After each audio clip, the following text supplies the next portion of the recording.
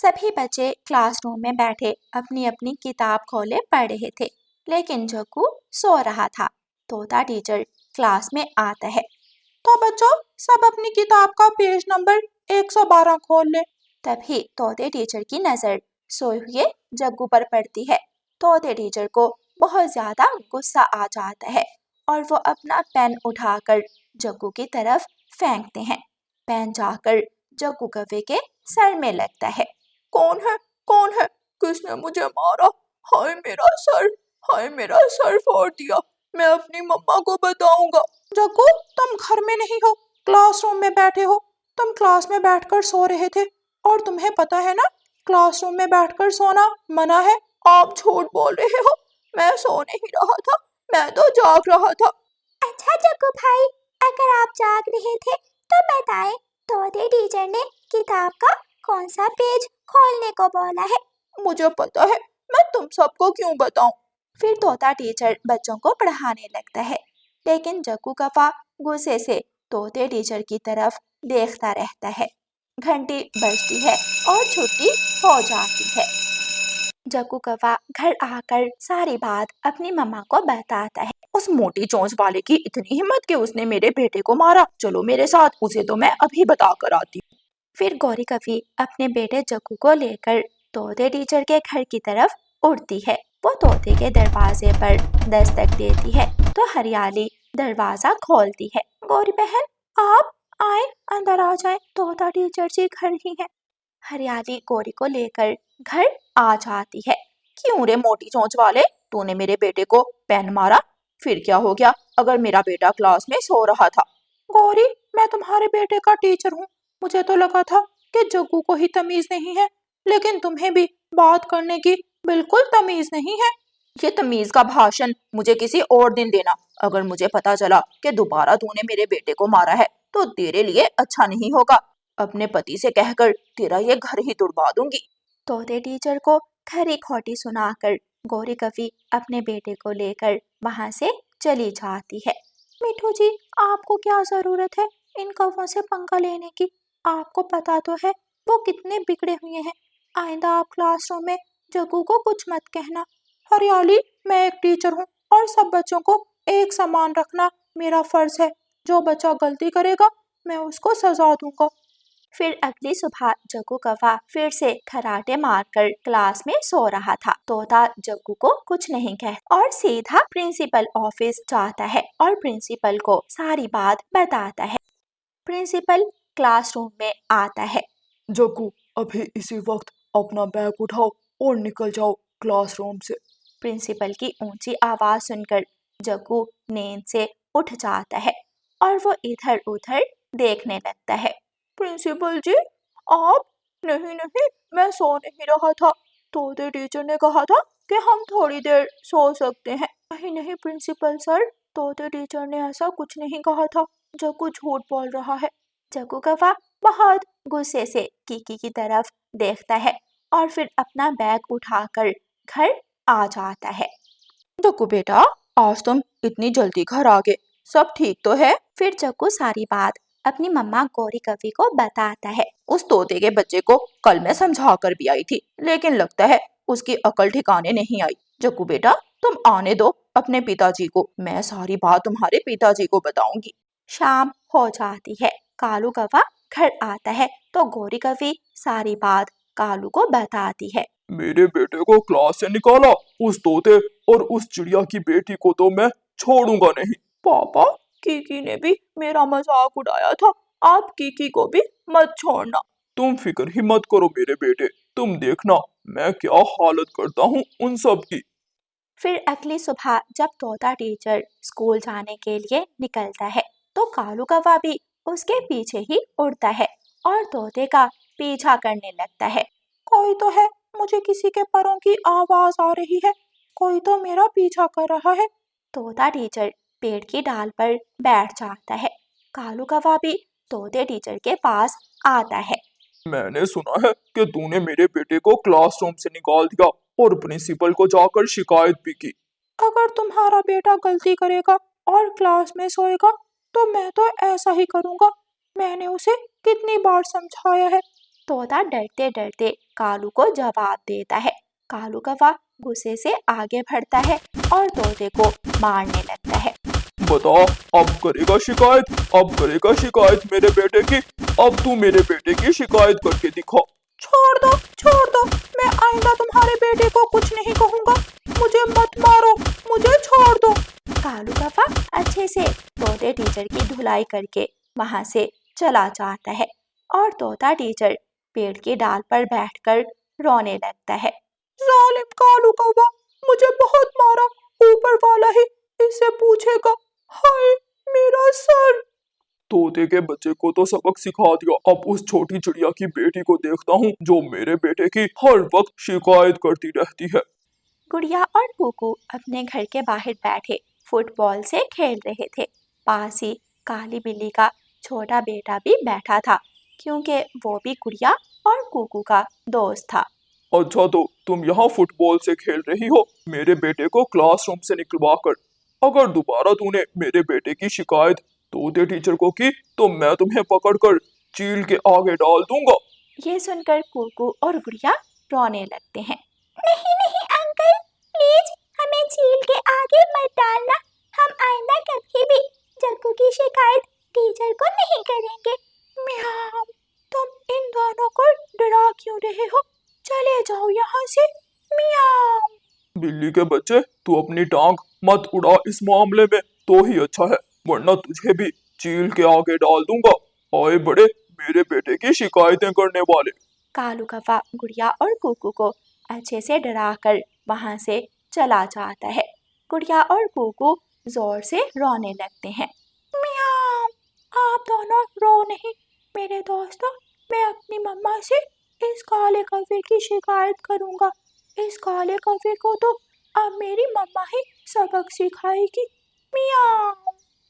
फिर बिल्ली का बच्चा घर जाकर अपनी मम्मा को सारी बात बताता है। म्याऊ, उस काले कौवे की इतनी हिम्मत कि मेरे बेटे को डराया। रुक जा बेटे, सुबह होने दे, उस काले कौवे को मैं बताऊंगी। म्याऊ। जैसे ही सुबह होती है, काली बिल्ली कौवों के घर के बाहर पहुंच जाती है। बाहर निकलो काले कलोटे कौवे, बाहर निकलो। तुम्हारी हिम्मत कैसे हुई मेरे बेटे को डराने की? गौरी, अपने पति को बाहर निकाल, वरना मुझसे बुरा कोई नहीं होगा। म्याऊ। कालू जी, हमारे घर के बाहर काली बिल्ली खड़ी है। डर के मारे गौरी तो उछलने लगती है। गौरी, कल मैंने बिल्ली के बच्चे को डराया था, कहीं वो बदला लेने तो नहीं आ गई? हाय कालू जी, आपको क्या पड़ी थी बिल्ली के बच्चे से पंगा लेने की? अब वो काली बिल्ली हमें नहीं छोड़ेगी। कालू कौवा घर से बाहर आ जाता है। काली बिल्ली, तुम इतने गुस्से में क्यों हो? क्या हुआ है? कालू कौवा डरते डरते काली बिल्ली से पूछता है। म्याऊ, तुझे तो मैं अभी बताती हूँ।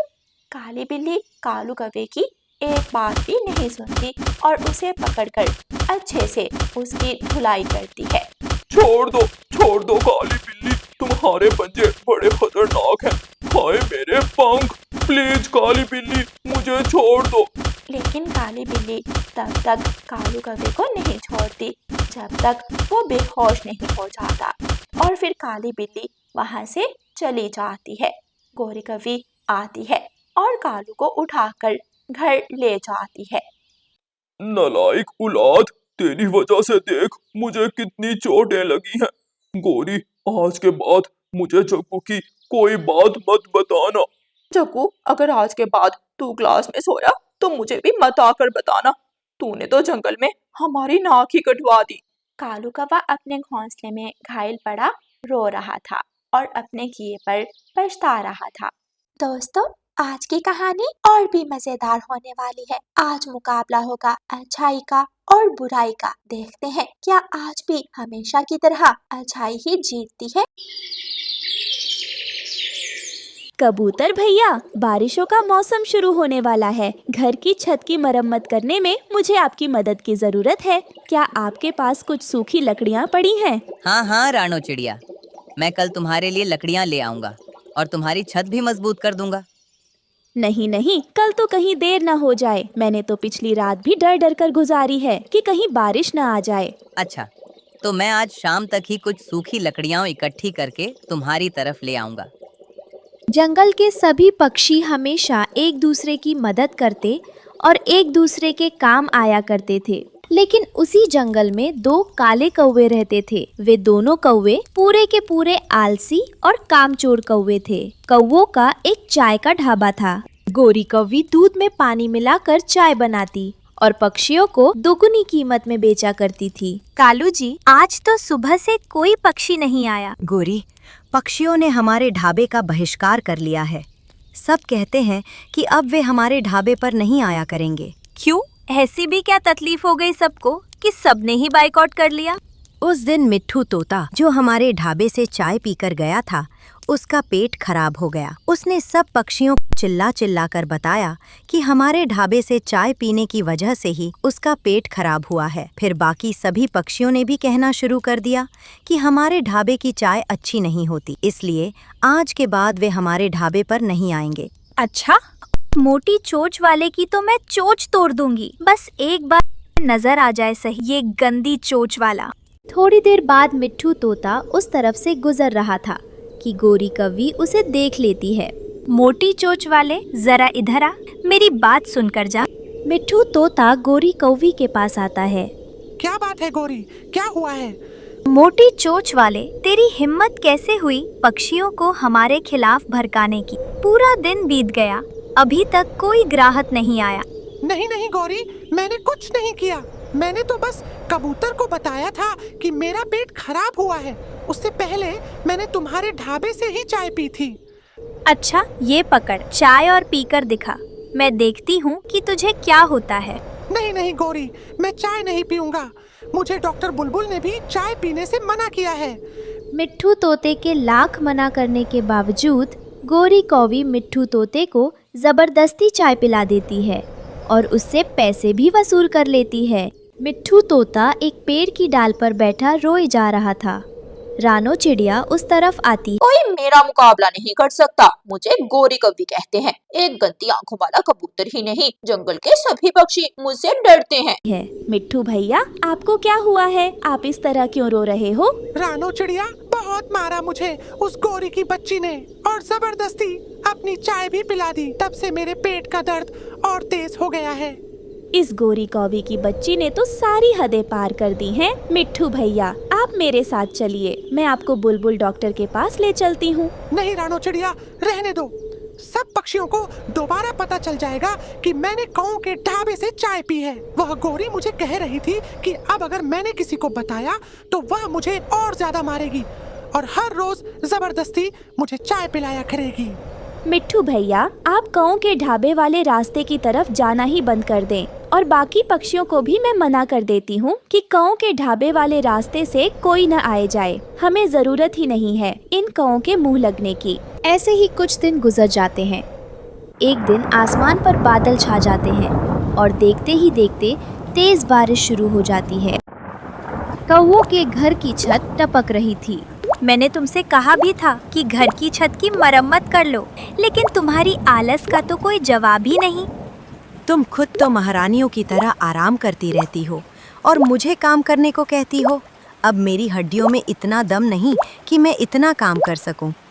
पता नहीं ये बूढ़ा कौआ मेरे पल्ले कहाँ से पड़ गया। जब काम की बात करो तो आलसी कौआ अपनी हड्डियों की दास्तान शुरू कर लेता है। बस कर दो गोरी, सारा दिन मैं ही तो काम करता हूँ। ढाबे के बर्तन मैं धोता हूँ, साफ सफाई का काम मैं करता हूँ, और तुम क्या करती हो? क्या तुमने मुझसे लड़ते ही रहना है या इस बारिश का कोई इंतजाम भी करना है? हम आज रात यहाँ सोएंगे कैसे? गोरी, मैं तो कहता हूँ कि हम मिट्ठू तोते के घर जाकर कब्जा कर लेते हैं। वैसे भी वो तुमसे डरता है, फौरन अपना घर खाली कर देगा। मेरे सुंदर पति कालू जी, अब की है ना तुमने अकलमंदी की बात।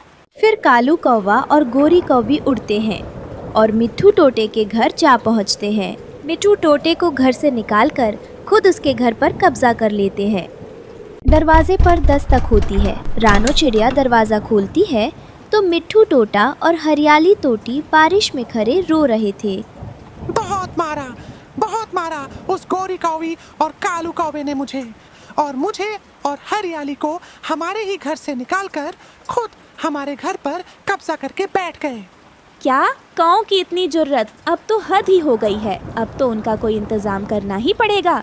मिट्ठू भैया, आप मेरे साथ चलिए। नहीं नहीं चिड़िया, मैं काऊ से नहीं लड़ सकता। वह गौरी कौवी मुझे बहुत मारती है। मत लड़ना, मैं आपको काऊ के पास नहीं बल्कि चील के पास जाने को कह रही हूँ। काऊ को सबक सिखाने में सिर्फ चील ही हमारी मदद कर सकती है। चलिए मेरे साथ। रानो ठीक कह रही है मिट्ठू जी। अगर आज इन कौवों को सबक ना सिखाया तो वे हमें हमेशा ही डरा कर रखेंगे। फिर रानो चिड़िया और मिट्ठू तोता बारिश में उड़ते हुए जाते हैं एक माँ का रास्ता दुनिया की कोई ताकत नहीं रोक सकती। और गुफा के पास जाकर आवाज देते हैं। चील बाहर आती है। रानो चिड़िया, तुम आज इस समय बारिश में यहाँ क्या कर रही हो? क्या कोई काम था? जी हाँ चील बहन, बहुत जरूरी काम था। ये मेरा दोस्त मिट्ठू तोता है। हमारे जंगल के काऊ ने इसके घर पर जबरदस्ती कब्जा कर लिया है। इसी सिलसिले में मुझे आपकी मदद की जरूरत है। फिर चील रानो चिड़िया के साथ मिलकर मिट्ठू तोते के घर की तरफ जाती है। रानो चिड़िया, अगर मैं बोली तो कौवे मेरी आवाज सुनकर बाहर नहीं आएंगे। तुम किसी तरह बहला फुसलाकर उन्हें बाहर निकालो। आगे मैं जानूं और मेरा काम जाने। मिट्ठू भैया, मैं आपके लिए फलों की खिचड़ी लेकर आई हूँ। जल्दी से दरवाजा। कौवे फलों की खिचड़ी का नाम सुनकर बहुत खुश हो जाते हैं। तुमने सुना कालू, फलों की खिचड़ी? चिड़िया को पता ही नहीं है कि मिट्ठू तोते के घर में तो आज हम बैठे हैं। लगता है आज ऊपर वाला हम पर बड़ा मेहरबान है गोरी। पहले हमें रहने के लिए घर मिल गया और अब रानो चिड़िया के हाथ की बनी खिचड़ी मिलने वाली है। फिर कौवे बाहर आते हैं तो बाहर चील खड़ी थी। गोरी कौवी दरवाजा बंद करने वाली थी कि चील उन दोनों को पकड़ लेती है और अपने पंजों में दबोच लेती है। मोटी चिड़िया, तूने हमसे झूठ बोला, धोखे से हमें बाहर बुला लिया। तेरा हमने क्या बिगाड़ा है जो तू हमसे बदला लेने आ गई? बदला मैं नहीं, मिट्ठू भैया आपसे लेंगे। रानो चिड़िया मिट्ठू टोटे को एक बड़ी सी लाठी देती है और मिट्ठू टोटा कौवों की खूब पिटाई करता है। फिर चील कौवों को उठाकर अपनी गुफा की तरफ उड़ जाती है और मिट्ठू तोता हरियाली को लेकर अपने घर वापस आ जाता है। प्यारे दोस्तों, आपको यह कहानी कैसी लगी कमेंट्स में ज़रूर बताइए और रानो चिड़िया की ऐसी कहानियाँ सुनने के लिए इस कहानी को लाइक करें, अपने दोस्तों के साथ शेयर करें और चैनल को सब्सक्राइब करना बिल्कुल मत भूलिए। आपका धन्यवाद।